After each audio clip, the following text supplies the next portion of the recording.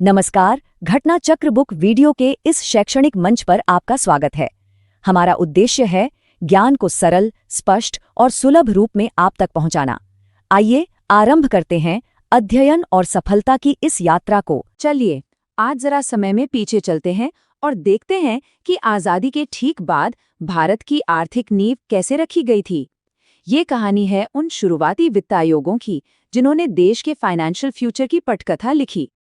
तो सबसे बड़ा सवाल यही उठता है कि एक नया आज़ाद देश अपना पूरा फाइनेंशियल स्ट्रक्चर, अपना वित्तीय ढांचा आखिर बनाता कैसे है। इसका जवाब हमें मिलता है फाइनेंस कमीशन के इतिहास में। आइए इस दिलचस्प कहानी को और करीब से जानते हैं। तो ये रही हमारी टाइमलाइन। हम बात करने वाले हैं 1951 से लेकर 1977 के बीच बने पहले 7 वित्त आयोगों की। ये वो दौर था जब भारत कह सकते हैं कि अपने पैरों पर खड़ा होना सीख रहा था। तो कहानी शुरू होती है 1950 के दशक से। ये वो समय था जब एक नए देश की आर्थिक तकदीर लिखी जा रही थी और हर फैसला बहुत सोच समझ कर लेना था। और इस पूरी कहानी में जो सबसे पहला और अहम नाम आता है वो है के.सी. नियोगी का, जो बने भारत के पहले वित्त आयोग के अध्यक्ष। तो देखिए, पहला फाइनेंस कमीशन बना 1951 में और इसने 1952 से 1957 तक के लिए अपनी सिफारिशें दी। ये भारत के फाइनेंशियल इतिहास में कह सकते हैं पहला बड़ा और ठोस कदम था। तो पहले कमीशन के बाद अब बारी थी दूसरे की, और ये जिम्मेदारी मिली के संथानम को। दूसरा कमीशन 1956 में बना और इसने 1957 से 1962 तक काम किया। और यहीं से आप देखिए एक पैटर्न बनना शुरू हो गया था, लगभग हर 5 साल पर एक नया कमीशन। तो अब हम आ गए हैं 60 के दशक में।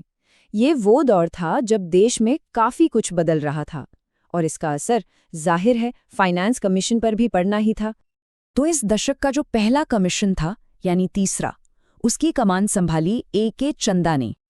ये कमीशन 1960 में बना, लेकिन इंटरेस्टिंग बात यह है कि इसका कार्यकाल सिर्फ 4 साल का था, नॉर्मल 5 साल से 1 साल कम। ये एक तरह से इस बात का इशारा था कि दशक में काफी कुछ बदलने वाला है। चलिए आगे बढ़ते हैं। चौथे कमीशन के अध्यक्ष बने पी.वी. राजमन्नार। अब यहाँ देखिए, चौथे कमीशन का कार्यकाल तो और भी छोटा था, सिर्फ 3 साल का, 1966 से 1969 तक। ऐसा क्यों हुआ होगा? शायद उस वक्त देश की इकोनॉमी इतनी तेजी से बदल रही थी कि सरकार को जल्दी जल्दी हालात का जायजा लेना पड़ रहा था। तो इस दशक के आखिर में जो 5वां कमीशन आया, उसकी जिम्मेदारी मिली महावीर त्यागी को।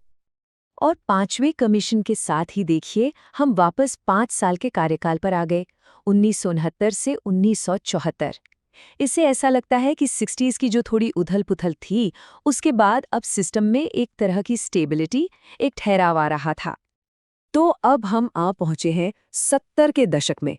इस समय तक फाइनेंस कमीशन एक मजबूत और जानी पहचानी संस्था बन चुका था। इस दशक का पहला कमीशन यानी 6वां फाइनेंस कमीशन, इसके अध्यक्ष थे के. ब्रह्मानंद रेड्डी। और छठे कमीशन ने भी आप देखिए पूरे 5 साल का कार्यकाल पूरा किया, 1974 से 1979 तक। तो जो 5 साल वाली परंपरा थी वो अब और पक्की हो गई थी। और हमारी इस लिस्ट में जो आखिरी नाम है वो है जे.एम. शलत का। 7वां फाइनेंस कमीशन 1977 में बना और इसका कार्यकाल रहा 1979 से 1984 तक। और इसी के साथ हमारी ये जो पूरी टाइमलाइन की यात्रा है वो यहाँ पर पूरी होती है। तो ठीक है, हमने ये सारे आंकड़े देख लिए, लेकिन सवाल ये है कि ये सब हमें बताता क्या है? इस डेटा के पीछे की कहानी क्या है? चलिए देखते हैं। देखिए, इस पूरे डेटा से ना 3 बातें बिल्कुल साफ हो जाती हैं। पहली कि हर 4-5 साल में एक नया कमीशन बनाने का एक पक्का साइकिल बन गया। दूसरी बात, हर कमीशन का एक अलग नया अध्यक्ष होता था। और तीसरी, 1960s के उस छोटे से दौर को अगर छोड़ दें तो 5 साल का कार्यकाल लगभग एक नियम सा बन गया था। और इसी वजह से देश की फाइनेंशियल प्लानिंग को एक मजबूत और भरोसेमंद ढांचा मिला।